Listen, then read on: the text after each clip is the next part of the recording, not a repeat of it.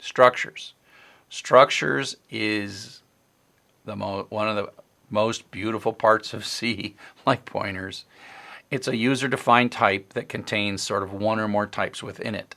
We call things like X and Y, in this case, members of the structure. X is a member of the struct point, and Y is a member of the struct point. The dot operator allows us to take a variable that is a structure variable that has all these members within it, and then access the members of the structure. So an example, kr0601.c, we have struct point, open curly brace, double x semicolon, double y semicolon, close curly brace semicolon. And this defines a new type. It doesn't allocate any data. And then we say struct point p1 comma p2 semicolon, and that actually allocates 2 points, which is 4 doubles named p1 and two of each point is p1 and p2. Then I say p1.x equals 3.0, and I say p1.y equals 4.0, and then I say p2 equals p1, which copies all the fields into the corresponding locations in p2, and then I print them out, and I get 3 and 4. And so that's basic structures. Simple, clean, elegant. Understand every line of this, memorize it. When you do in a sense, call by value with a structure, the entire structure is placed on the stack. And so you don't want to make structures too gigantically big. If they're like 10 to 40 bytes of characters, they're not all that bad. But when we make struct point PM and set x and y to 3 and 4, and then we call func with func open paren PM close paren, PM is a structure that is in the scope of the main program, and then we're calling func and passing it in, and then we're accepting it as a structure inside of func. And the key thing there is, at this point, it's a sort of copy of a call by value where the entire structure is allocated on the stack and then passed into func. So if we change it inside func, pf.x equals 9.0 and pf.y equals 8.0, it changes locally, and we can print it out, and then when it returns, the PM that's in the main program is unchanged. And that's because the entire structure, PM, is duplicated into the stack frame for function func. Operating inside function func, we're only messing with the copy that's in our stack frame. And then when we sort of undo that, it restores PM back to the way it was. So those are just plain structures, but pointers to structures are where we get a lot more powerful. So here we have a same struct with a double x and a double y. And now we say struct point pt, which is a regular old variable, and then star pp, which is a pointer to a structure, an address of a structure. And you can take the address of a structure just like you can take the address of an integer. A structure is a very fundamental type. So pp equals ampersand pt copies the address of the actual structure pt into the variable pp. pt.x equals 3.0, or open paren star pp close paren dot y equals 4.0. So if we have a pointer to a structure, we have to use the asterisk to sort of look up the actual structure, and then we can do structure things with it, like set the dot y value. There's a shortcut: take an address, dereference it with the asterisk, and then use the dot. They're combined into kind of what we call the arrow operator, which is pp dash greater than y, which is the same as open paren star pp close paren dot x. And so this, we call it the arrow operator, and so it's kind of a shorthand, and it's used all the time. And you'll see when we look later at things like PHP, they adopted this arrow operator. Most other object-oriented languages tend to use the dot operator, but others use the arrow operator. So if we're going to pass a structure by reference, you use the ampersand in the call and the asterisk inside the function. So we create struct point PM, set x and y within that to 3 and 4 respectively. Then we print it out, and then we call func, but now we call it with ampersand PM, which says pass in the address of PM. And then in the function, we take in pp, and we declare its type as struct point star pp, which means we are getting as a parameter an address, not the value. And then we use the arrow operator, pp arrow x equals 9, pp arrow y equals 8. We print that in the function, but because pp just points to PM, it's also changed in the copy that's in the main. So PM is being changed at the moment that PP is being changed. And so when it comes back, you see that the value is 9 and 8 outside of the function. So this is simply passing by reference. It'd almost be better to call it pass by address. So if you take a look at the stack frame, what you see is when we're calling func open paren ampersand PM close paren, we are making a copy of the address and putting that into the stack frame and then passing that stack frame into func. And so now func has an address of something. It happens to not be in its domain, meaning that PM is still in main, but we can work with the arrow operator and actually make changes in the underlying object. And so the key there is that you could change PP, but PP arrow X, you're actually changing the single copy that is in PM at that point. Storage allocation. Now, pretty soon we're going to be dynamically allocating things. We've always said that, oh, you create a char array of char with open bracket 10. There's 10 things in that. What if we want more? And we've said you can't reallocate this stuff. But now we have this thing we're going to start allocating. So it turns out when you're allocating things, you have to know how big they are. Okay, and so there's this sizeof operator. So so if we take struct point PT and star PP, which means we have a structure with two doubles in it, and then a pointer to a structure with two doubles of it, and we simply say, what is the size of the structure? And it's 16, because each double is 8. And then what is the size of a pointer to a structure? And that is 8, because 8 is how big addresses are. The fact that doubles and addresses happen to both be the same thing is not relevant here.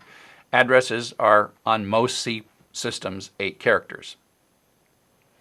You can also, because it's an operator, not just give it a variable, but also give it a type. So we can say sizeof open paren struct point close paren, and that also will be 16, because the size of a struct, if we were going to allocate it, is 16 characters. So sizeof returns the size of something in characters. And so we have this function called malloc. And malloc, you have to include stdlib.h to do it. And so now what we're going to do is create the structure point again, and we're going to create a pointer. And we're going to not actually allocate it, so that struct point star pp allocates an 8-character address, not the actual two doubles.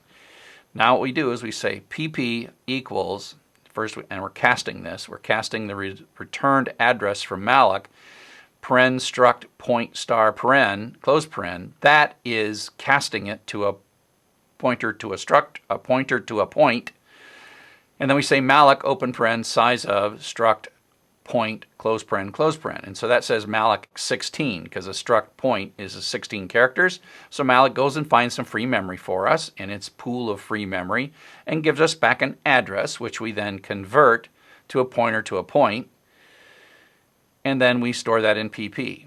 And at that point we have data, we have a working structure, and we can set the X and the Y value just as the normal way. Whether we use the arrow operator or the star and dot operators, we can access that information.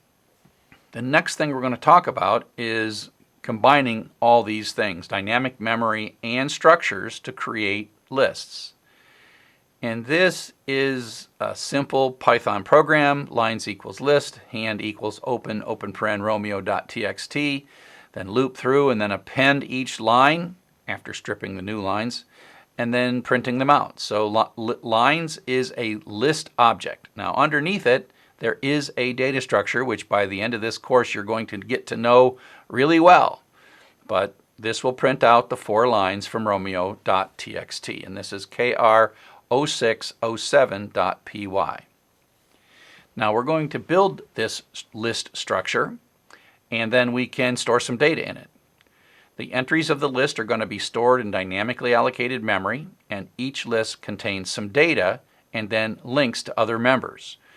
And so we're going to create a thing called struct lnode open paren char star text, which is a pointer to a list, an array of characters of unknown length.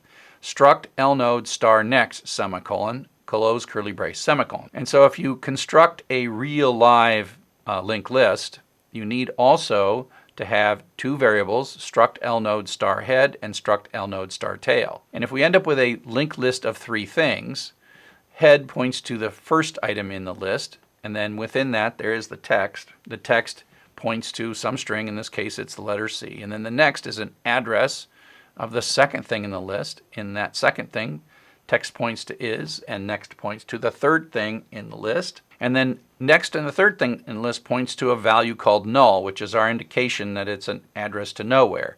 Null and 0 are pretty much the same thing. All addresses are non-zero, so we look for an address of 0, and that tells us that we've got to the end.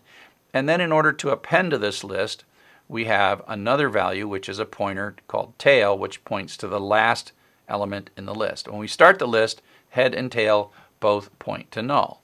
And so ultimately what we've done is we've created a dynamically allocable structure where we can put sort of any number of lines in it.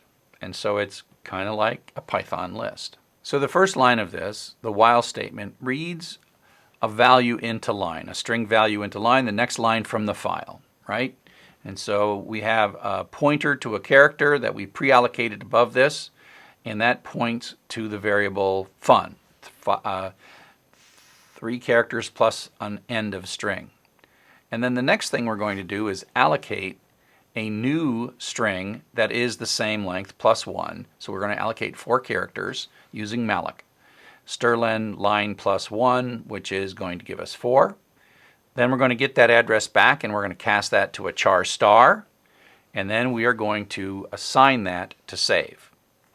So that's the place we're going to save this new item. The next thing we're going to do is allocate a brand new L node, a brand new node in our list.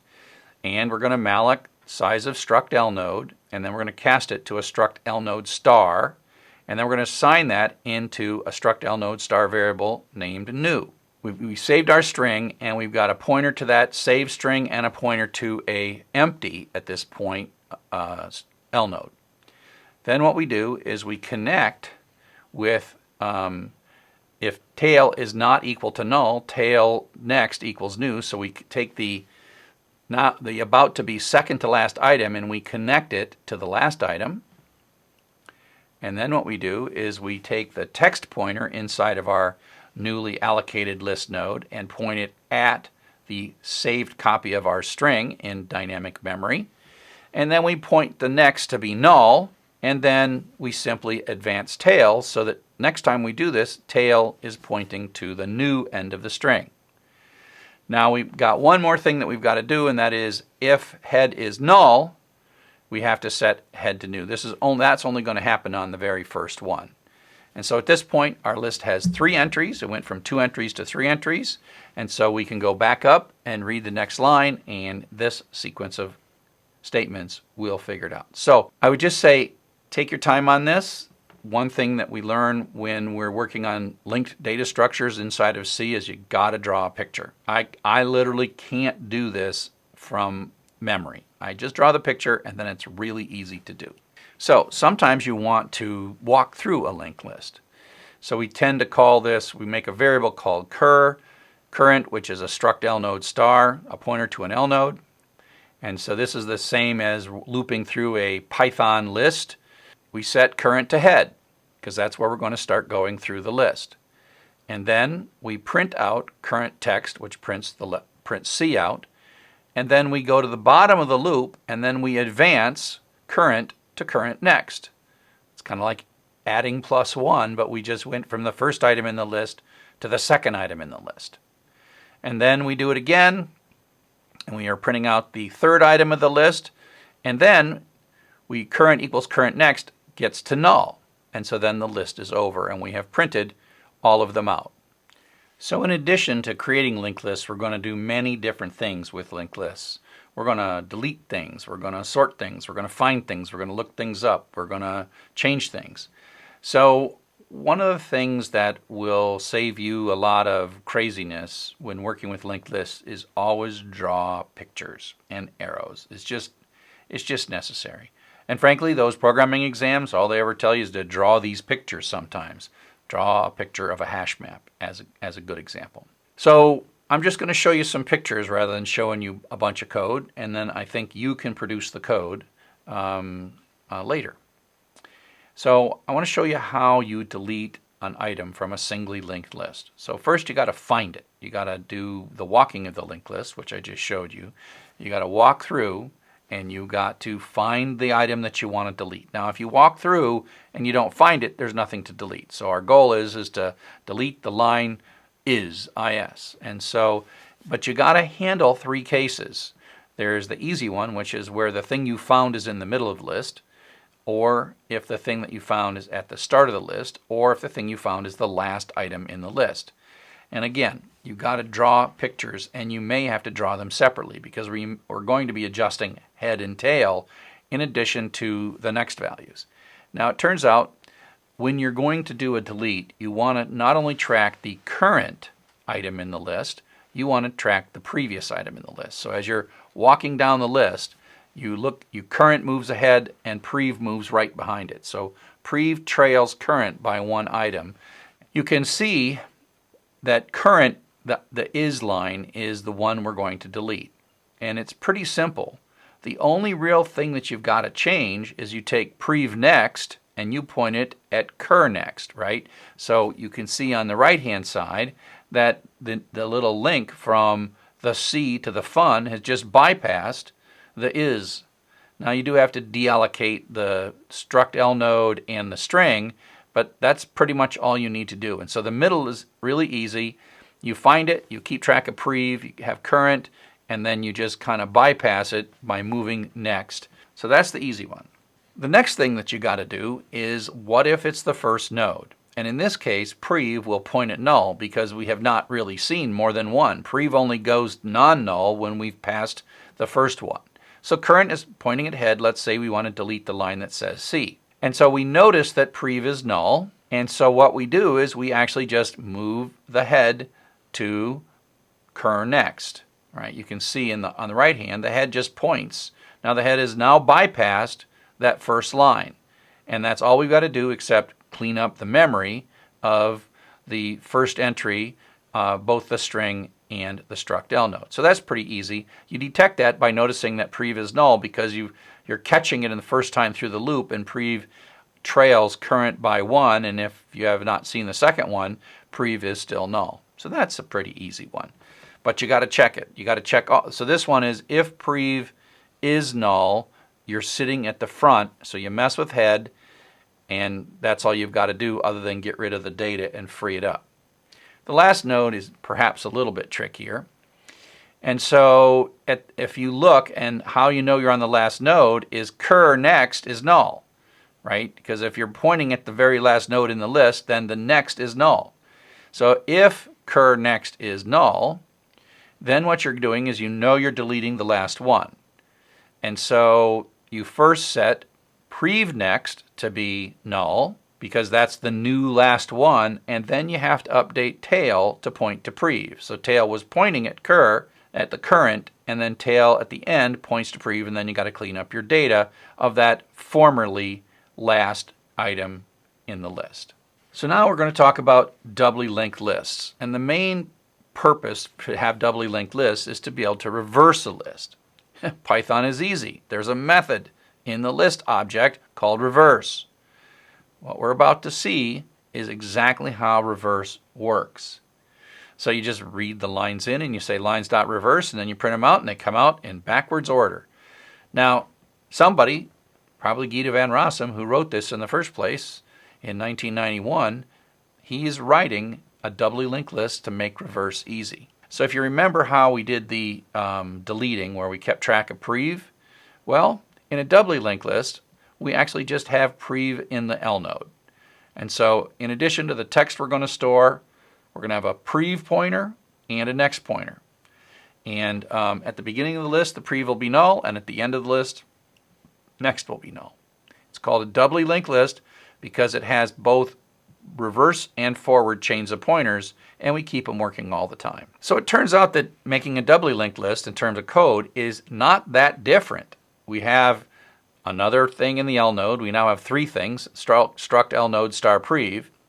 And as we're linking a new thing onto the end of the list, we basically take new prev, the new item we're adding, and we copy tail into that because tail points to the last one. We're adding a new one to the last one, and the previous one is tail. And then we do that before we set tail to new. So we add a new one, and then we set tail to new. So it's not that hard. So this is an example of the 3-item list with all of the previous and nexts properly shown. And so it just links together. Once you draw these things in a picture and you get the understanding of what they're talking about, they're not too hard. And section 6.5.1 in the book, which I added actually, walks through this doubly linked list in some detail. So I won't replicate that here. Now, let's just say that you have a doubly linked list and you want to now reverse it. Well, it's pretty simple. You set current to tail, same as long as current stays not null, and then say current equals current prev. So you're sort of popping back up one at a time. So the second time through the loop, current has followed the prev from the last item, and now it's on the second to last item. And then it does it again, and then it goes to the top, and then the last time it goes up to the prev of the top one and finds null, and then the loop finishes because current has become null, and you printed out the 3 lines, cool is C, backwards. So this is just an example in KR0609.C, and I won't walk through it in this lecture. I'll let you take a look at that. It's quite common to encode all this stuff in some functions rather than just in straight line code. It's not all that hard. You don't want to pass in the list structure and the line. List is passed in by reference, and so you have to say ampersand my list on this list add function, and inside the function you have the list be a pointer to that structure, and then you have to use the arrow syntax inside of the function. The next thing I want to talk about is unions. A union is like a structure, but it reallocates the same memory over and over, whereas a structure allocates more memory. This says, I'm going to take this same piece of memory and I'm going to view it different ways. And so it's the same area and you can assign multiple types to it. This is useful in like network protocols and pulling bits out of memory, etc. And so in my current sample, I've got my union sample open curly brace int I semicolon char ca bracket for bracket semicolon float f semicolon close curly brace, semicolon. What I have done here is allocated, in a sense, 4 bytes. Integers, in this case, are 32 bits. CA4 is 4 bytes, which is 4 times 8 is 32, and floats are 32-bit floating point numbers. So that's the same amount of memory. So instead of being 4 times 3 or 12 bytes, this is actually 4 bytes that I can see it. I can view it either as an integer or as a character array of 4 characters or float. And I've carefully lined them up so that they're the same width. I allocate union sample u, and then I set the integer version of that 4 bytes to 42, and then I print it out, and you can see the hex floating point. That's a complete failure. 0.000 is like, it's not a very good big floating point number. And then as a character string, it is an asterisk. And then I take u.ca, which is viewing that same area of memory as a character array, and I copy quote capital A, B, C into it, and you'll see that it prints out as a string as ABC. The floating point number is still zeros. It's still kind of a bad floating point number. But then I see the hex as 00636241. Now, this is a little endian computer that I'm running on it. So the A is the 41, the B is the 62, and the C is the 63. And the 0 is the end of string indicator. And so that's why I picked very carefully only copying a 3-character string into a 4-character array. So I could copy that end of string indicator. Then I take u.f, which is taking that exact same memory and perceiving it as a floating point, and I put 1/3 into it. So now when I print that out, it's 0.33. Lovely. When I print it out as a string, it is pretty bad. And so it turns out that the first 3 characters are the string, but there's no 0 at the end of the string, so that greater than is there, and it just keeps on going. It goes into memory, and that all that stuff that's greater than $HK, that's just random garbage on the stack somewhere, that because The %s is wandering randomly through memory at this point. And then if I print that out as hex, and if we wanted to, we could learn something about the IEEE floating point format, but 3E AA is 1/3. And that is a base 2 repeating 1/3 with an exponent, and floating point internal formats are not the subject for this course. I've accomplished everything I wanted you to know about C. So the next topic is going to be object-oriented programming. But not just how to use object-oriented programming in Python or whatever. C doesn't have it. What I want to do is look at if we were writing Python itself in C, which is what CPython is, how would we have to build things like a list structure, a list object, a string object, and a dictionary object? How would we build them?